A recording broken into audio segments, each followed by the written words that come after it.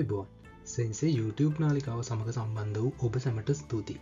ජපන් භාෂා අධ්‍යයනයට ඉතාම වැදගත් මුද්‍රිත ඉගනුම් උපකරණයක් වන මින්නන නිහොංගෝ ග්‍රන්ථයේ 1 සහ 2 යන වෙළුම් වලට අදාළ වාක්‍ය රටා අර්ථ ගැන්වීම අපි පාඩම් මාලාවක්සේ ඔබට ගෙනෙනවා.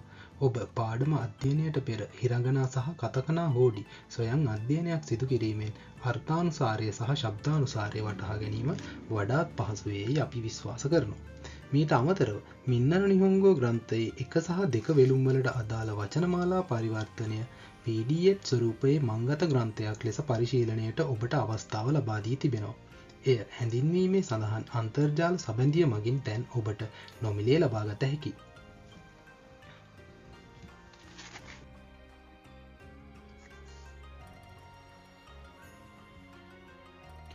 අප 31 වන පාඩම අධ්‍යයනය කිරීමට පෙර ක්‍රියාපදයක අභිප්‍රායාත්මක ආකෘතිය මොකක්ද යන්න වටහා ගනිමු. යම්කිසි ක්‍රියාවක් අරමුණක් හා බැඳී පවතින විට එය අභිප්‍රායාත්මක ක්‍රියාවක් ලෙස දැක්විය හැකියි.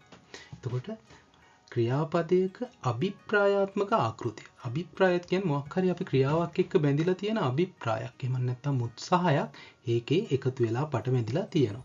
එතකොට නිදසුන් විදියට අපිට පෙන්වන්න පුළුවන් යනවා. එතකොට යනවා කියන ක්‍රියාවේ ඒකේ අභිප්‍රායක් දක්වන ක්‍රියාව විදියට අපි යමු. යමු. එහෙනම් මේක තුලා යමු කියලා ඒක අභිප්‍රායක් විදියට යමු කියලා දක්වන්න පුළුවන්. එතකොට දෙවන නිදසුන කනවා. කමු. කනවා කියන නිකම්ම ක්‍රියාව. කමු වුණාට පස්සේ කෑමේ අභිප්‍රාය කෑමට අභිප්‍රායක් තියෙනවා. ඊට පස්සේ හදාරනවා. හදාරනවා කියන එහෙම නැත්නම් ඉගෙන ගන්නවා. හදාරනවා. නිකම්ම හදාරමු ඊට පස්සේ ඒක හැදෑරීමට අභිප්‍රායක් තියෙනවා. එතකොට මෙන්න මේ අභිප්‍රායාත්මක ආකෘතිය කියලා කියන්නේ මොකක් හරි දෙයකට කිරීමට ඒ ක්‍රියාව තුළ එකතු වෙලා තියෙන උත්සාහයක් පවතින ක්‍රියාවලට අපිට අභිප්‍රායාත්මක ආකෘතියෙන් දක්වන්න පුළුවන්.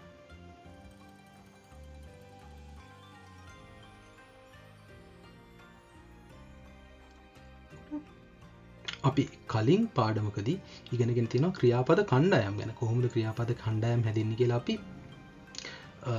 කලින් වීඩියෝකදී පාඩමක් විදිහට ඉගෙනගෙන තියෙනවා. ඒකට ඒ පාඩම අධ්‍යයනය කරලා මේකට මෙතෙන්ට ආවොත් ඔයාලට මේක ඉගෙන ගන්න පහසු වෙයි කියලා හිතෙනවා. එතකොට අපි මේ ක්‍රියාපද කණ්ඩායම් වලදී තියෙන 1 2 3 කියන ක්‍රියා කණ්ඩායම් තුනදී මෙතන K ෆෝම් එක මස් K එකයි ඉකෝ K එකයි. එහෙම නැත්නම් අභිප්‍රායාත්මක ආකෘතියයි වෙනස් වෙන්නේ කොහොමද කියලා බලමු. එතකොට කයිමස් කවෝ බවට පත් වෙලා තියෙනවා. මේ ඊ කියන ස්වරය ඉවත් වෙලා එතකොට ඕ කියන ස්වරය එකතු වෙලා තියෙනවා. කයිමස් කවෝ බවට පත් වෙලා තියෙනවා. එතකොට දැන් අරුකිමස් අරුකෝ බවට පත් වෙලා. එතකොට මෙතන කී කියන ස්වරය.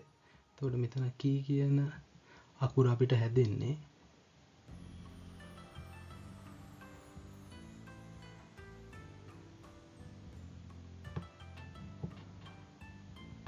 උක් කියන ශබ්දයට එකතු වෙලා ඊ ස්වරය. එතකොට කී බවට පත් වෙනවා. මෙතනදී. එතකොට මේකේ මේ ඊ කියන ස්වරය ඉවත් වෙලා එතෙන්ට ඕ කියන ස්වරය ඉවත් නැත්තම් ඕ කියන ස්වරය එකතු වෙනවා. ඊ ඉවත් වෙනවා ඕ කියන ස්වරය එකතු වෙනවා. අභිප්‍රායාත්මක ආකෘතියදී.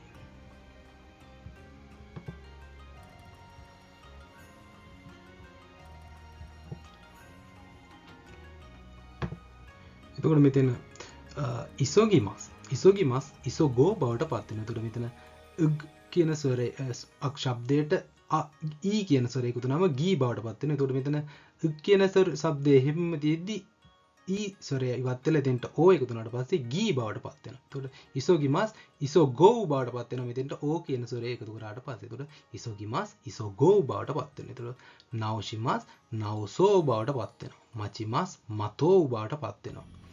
අසුබිමස් අසුබෝ බවට පත් වෙනවා. යසුමිමස් යසුමෝ බවට පත් වෙනවා. නොරිමස් නොරෝ බවට පත් වෙනවා. ඊට පස්සේ දෙවනි වාක්‍ය රටාවේදී යෝ නෙමෙයි වෙන්නේ කයෙරිමස් කයෙයෝ බවට පත් වෙනවා. කයෙරිමස් කයෙයෝ බවට පත් වෙනවා. ඔබොයමස් ඔබොයේයෝ බවට පත් වෙනවා. මෙතන මේ ඒ ස්වරය එහෙමම තියද්දි යෝ කියන අකුරු දෙක එකතු වෙනවා. ඊට පස්සේ මෙතන මිමස් මියෝ බවට පත් වෙනවා. කයමස් කයෝ ඔබොයමස් ඔබොයේයෝ මිමස් මියෝ බවට පත් වෙනවා. එතකොට තුන්වෙනි වාක්‍ය තුන්වෙනි ක්‍රියාපද කණ්ඩායමේ තියෙන්නේ මේ තුන පමණයි. කිමස් සහ ශිමස්. එතකොට කිමස් කියෝ බවට පත් වෙනවා. ශිමස් ෂියෝ බවට පත් වෙනවා. මේකට අපිට නාම මූලයක් එකතු වෙලා QK ශිමස් QK ෂියෝ කියලා කියන්න පුළුවන්. එහෙම නැත්නම් නිවාඩු ගන්නවා නිවාඩු ගමු කියලා කියන්න පුළුවන්.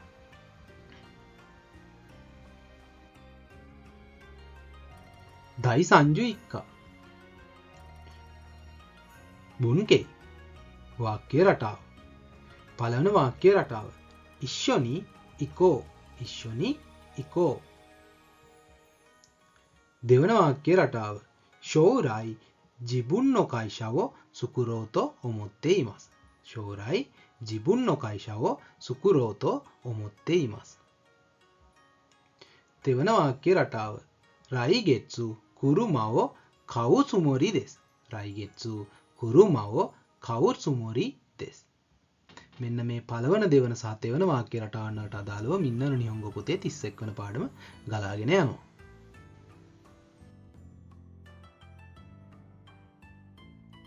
පළවන වාක්‍ය රටාව ඉෂ්‍යොනි ඉකෝ ඉෂ්‍යොනි ඉකෝ. ඉෂ්‍යොනි ඉකෝ යන්නේ එක්ව යමු ලෙස දැක්විය හැකියි. මේ වාක්‍ය ඇසුරෙන් එක්ව යමක් සිදු කරමු යන අර්ථාන්විත වාක්‍ය නිර්මාණය කරන්න පුළුවන්. එතකොට ඉෂ්‍යොනි ඉකෝ ඉෂ්‍යොනි කියලා කියනවා එක්ව කියලා. ඉකු කියලා කියනවා යනවට ඉකෝ බවට පත් වුණාට පස්සේ යමු බවට පත් වෙනවා. එතකොට මෙතනදී ඉෂ්‍යොනි ඉකෝ වුණාට පස්සේ එක්ව යමු බවට පත් වෙනවා.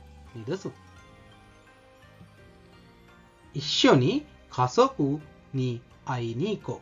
ඉෂ්‍යොනි කසොකුනි අයිනිකෝ. එක්ව පවුල හැමුවීමට යමු කියලා කියනවා. එක්ව පවුල බැලීමට එහෙම නැත්නම් පවුල හමුවීමට යමු කියලා කියන්න පුළුවන්. දෙවන නිදසුන කොන්බන් ඉෂ්‍යොනි ගොහන් ඉකෝ. කොන්බන් ඉෂ්‍යොනි ගොහන් ඉකෝ. කොන්බන් මේ අද සන්ධ්‍යාවේ එක්ව කෑමට යමු කියලා කියන්න පුළුවන්. එතකොට ඒක ගොඩක් ෆෝමල්. එතකොට මේ දැන් සාමාන්‍ය අපිට මේ කියනවල කොම්බයින් ඉෂ්‍යොනි ගොහන් ඉකිමෂෝ කියලා කියන්න පුළුවන්. ඉකිමෂෝ කියලා කියනවා. එතකොට මේ ඒ වගේම මෙතනදී කොන්බන් ඉෂ්‍යොනි ගොහන් ඉකෝ කියලා කියන්න පුළුවන්. එහෙම නැත්නම් එහෙනම් දවස් එක්ක කෑමට යමු කියලා කියන්න පුළුවන්. ඊට පස්සේ තෙවන නිදසුන ඉෂ්‍යොනි අෂ්තනෝ එයිගනෝ චිකතෝ කවෝ. ඉෂ්‍යොනි එක්ව අෂ්තනෝ හෙට අස්ත කියලා කියනවා. හෙට කියලා කියන්නේ අස්තනෝ උනාට පස්සේ හෙට බවටම හෙට දවස තුල කියන එක බවට පත් වෙනවා. අස්තනෝ හෙට තියෙන ඒ ගන්න හෙට තියෙන චිත්‍රපටයේ හෙට තියෙන චිත්‍රපටයේ චිකතෝ කවෝ ප්‍රවේශ පත්‍ර මිලදී ගමු කියලා කියන්න පුළුවන්. සිව්වන නිදසුන ඉෂ්‍යොනි රයිනෙන් ෆුජිසන්නි නොබොරෝකා. ඉෂ්‍යොනි රයිනෙන් ෆුජිසන්නි නොබොරෝකා. එක්ව ලබන වසරේ පුජිසන් එහෙම නැත්නම් පුජි ශිඛරය පුජි කන්ද තරණය කරමුද කියලා. නොබොරෝ කා බවට පත් වුණාට පස්සේ ප්‍රශ්නාර්ථය බවට පත් වෙන. ඒතර නොබොරෝ කා වුණාට පස්සේ ලබන වසරේ එක්ව පුජි ශිඛරය තරණය කරමුද කියලා අහන්න පුළුවන්.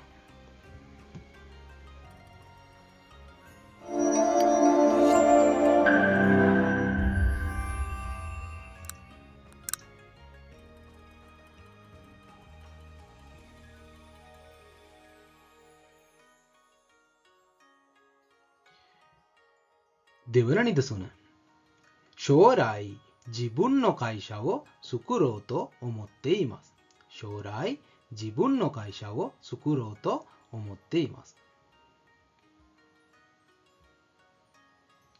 ෂෝරයි ජිබුන් නොකයිෂාවෝ සුකුරෝතෝ ඔමොත්තේ ඉමස් යන්නේ අනාගතයේ තමාගේම ආයතනයක් ආරම්භ කිරීමට සිතාගෙන සිටිනවා ලෙස දැක්විය හැකියි. මේ වාක්‍ය අනුසාරයෙන් අභිප්‍රායාත්මක සහ චේතනාන්විත වාක්‍යයක් නිර්මාණය කරන්න පුළුවන්. එතකොට ෂෝරයි කියලා කියනවා අනාගතයට. ජිබුන් කියලා කියන තමන්ට තමන්ගේ බාටපත් වෙනවා නෝ කියන නිපාතය එකතු වුණාට පස්සේ අනාගතයේ තමන්ගේම. කයිෂව ආයතනයක්. සුකුරෝ හදනවා. එම නැත්නම් නිර්මාණය කරනවා ආරම්භ කරනවා. සුකුරෝ තෝ ඔමොත්තේයිම ආරම්භ කරනවා යයි තෝ ඔමොත්තේයිම ආරම්භ කරනවා යයි සිතා සිටිනවා. ලබන වසරේ තමන්ගේ ආයතනයක් ආරම්භ කරනවා යයි සිතාගෙන සිටිනවා කියලා. තෝ ඔමොත්තේයිමස් කියන එකෙන් අපිට කියන්න බෑ. ඒතර මේකේ අභිප්‍රායකුත් තියෙනවා, චේතනාවකුත් තියෙනවා. උත්සාහයකුත් තියෙනවා, සිතුවිල්ලකුත් තියෙනවා. ඔමොයිමස් කියලා කියන හිතනවට. හිතාගෙන ඉන්නවා. ඒතර සිතුවිල්ලකුත් තියෙනවා, අභිප්‍රායකුත් තියෙනවා. නිදසුන් මෝසුගු කුනියේ කයිරෝතෝ ඔමොත්තේයිමස්. මෝසුගු කුනියේ කයිරෝතෝ ඔමොත්තේයිමස්. ඊටාම ඉක්මනින් ඊටාම නුදුරේදීම කියලා කියන්න පුළුවන් මෝසුගු කියලා කියන්නේ. කුනියේ රටට තමන්ගේ රටට කයිරෝතෝ ආපසු යනවා යයි සිතා සිටිනවා. තෝ ඔමොත්තේයිමස් යනවා යයි තෝ ඔමොත්තේයිමස් ඊටා ඉක්මනින් ආපසු සිය රටට යනවා යයි සිතාගෙන සිටිනවා. තෝ ඔමොත්තේයිමස් කියන එකෙන් කියන්න පුළුවන්. දෙවන නිදසුන අස්තා යසුමෝතෝ ඔමොත්තේයිමස්තා. අස්තා යසුමෝතෝ ඔමොත්තේයිමස්තා. හෙට නිවාඩු ගන්නවා යයි. නිවාඩු ගන්නවා යසුමෝ කියලා කියන නිවාඩු ගන්නවා. නිවාඩු ගමු කියලා කියන්නේ මන්ට නිවාඩු ගන්නවා. යසුමෝතෝ අනිවාඩු ගන්නවා යයි ඔමොත්තේයිමස්තා සිතාගෙන සිටියා. අතීත කාලෙට බාටපත් කරන්න පුළුවන්. හෙට නිවාඩු ගන්නවා යයි හිතන ඊට අද ගන්න බැරි වෙන මොකක් හරි යාට අලුත් මේ යොතේ එකක් එහෙම නැත්නම් රාජකාරියක් පැවරුණා හරි මොකක් හරි වුණා. ඒකට එයාට නිවාඩු ගන්න බැරි. ඒකට හෙට නිවාඩු ගන්නවා යයි හිතාගෙන හිටියා. උනාට ඒක උන් නෑ වෙන්නත් පුළුවන්. මේ නැත්නම් මොකක් හරි කෙනෙක් කියනවා හෙට මේ දේ කරන්න කියලා. නෑ මම අස්තා යසුමෝතෝ මොත්තිමස්තා. හෙට මම නිවාඩු ගන්නවා කියලා හිතාගෙන හිටියා. ඒකට කියලා ඒ විදිහට මොකක් හරි අවස්ථාවකදී පවස්සන්න පුළුවන්. දෙවන නිදසුන ಬೆಂಕಿಯೋ ಸೆಸು ನೀ ಶಿಕೆನ್ನಿ ಗೋಕಕುಶಿಯೋತೋ ಒಮೊತ್ತನ್ ದೆಸ್ಕ. ಬೆಂಕಿಯೋ ಸೆಸು ನೀ ಶಿಕೆನ್ನಿ ಗೋಕಕುಶಿಯೋತೋ ಒಮೊತ್ತನ್ ದೆಸ್ಕ. මෙතන මොකද්ද කියන්නේ? ಬೆಂಕಿಯೋ ಸೆಸು කියලා කියනවා ඉගන්නේ ගන්නේ නැතුව. ಬೆಂಕಿಯೋ සෙසු නි උනාට පස්සේ ඉගෙන ගන්නේම නැතුව. ಶಿಕೆನ್ನಿ කියලා කියනවා විභාගයෙන් බවට පත් වෙනවා. shikenni බවට පත් වෙනවාට පස්සේ ඉගෙන ගන්නේම නැතිව විභාගයෙන් ගෝකකුෂියෝ සමත් වෙනවා යයි තෝ ඔමොත්තන් දෙස්කා සිතුවාද කියලා කාර්මිකව අහන්න පුළුවන්. නැත්නම් ඒක දැඩි වෙන්නත් පුළුවන්. විභාගයේ පාඩම් නොකරම විභාගයේ සමත් වෙයි යයි හිතාගෙන හිටියද කියලා අහන්න පුළුවන්. සෙන්සර් කෙනෙක් අහන්න පුළුවන්. ಬೆಂಕಿಯೋ ಸೆಸುನಿ shikenni ගෝකකුෂියෝතෝ ඔමොත්තන් දෙස්කා. පාඩම් කරන්නේ නැතුව විභාගයේ සමත් වෙයි යයි කියලා හිතාගෙන හිටියද කියලා ප්‍රශ්න කරන්න පුළුවන්. සිවන නිදසුන කොන්නනි නගයි ජිකන්ෝ මතෝඋතෝ ඔමොයිමසෙන් දෙෂ්තා. කොන්නනි නගයි ජිකන්ෝ මෙතරම් දීර්ඝ වේලාවක්. නගයි කියලා කියනවා දීර්ඝ කියලා. දිගයි කියලා.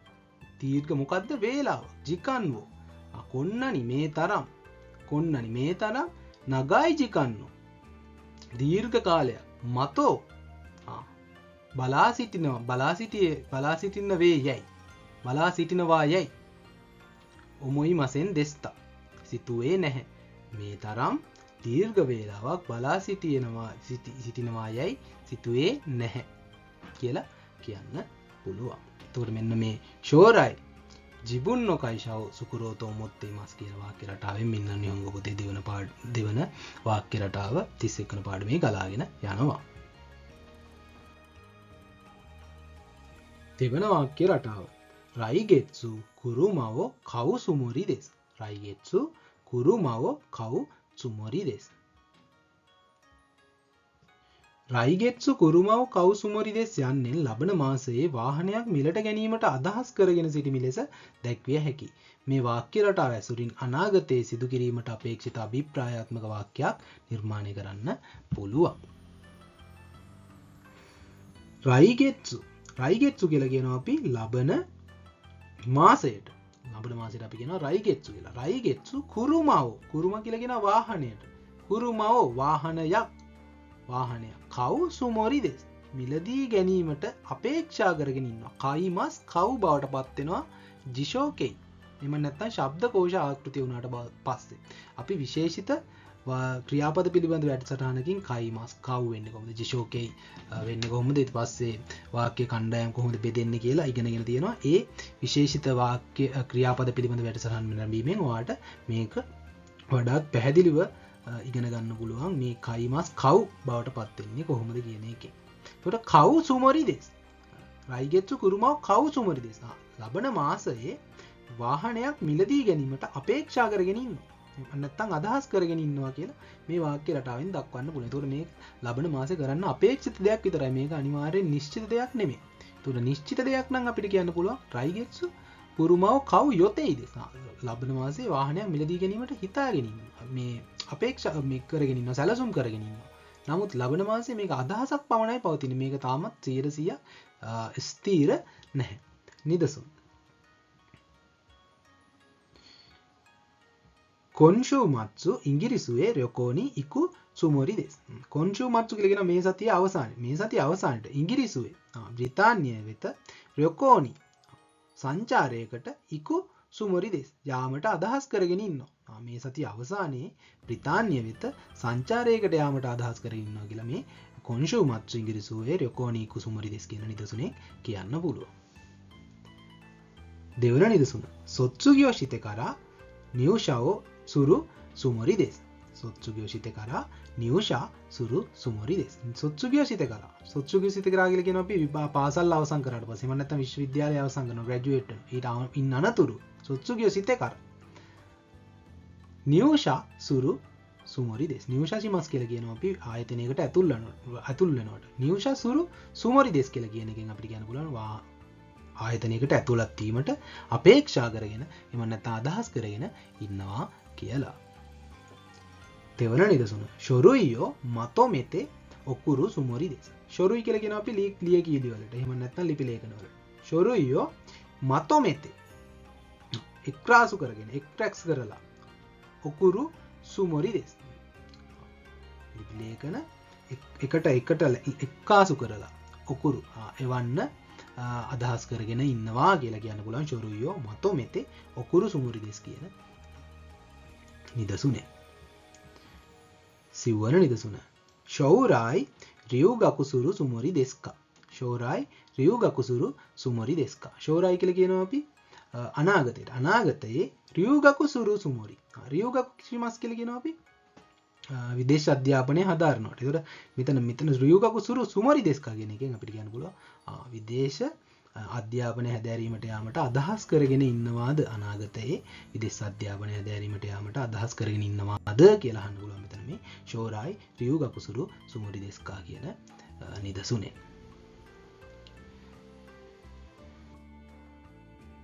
මෙන්න මේ වාක්‍ය රටා තුන ඇසුරින් මින්නර් නිහුංගෝ පුතේ 30 වෙනි පාඩම ගලාගෙන යනවා. අපි තවත් පාඩමකින් මෙලෙසම යලිත් හමු වෙමු ඔබ සැමට අරිගතෝ ගොසයිමස්.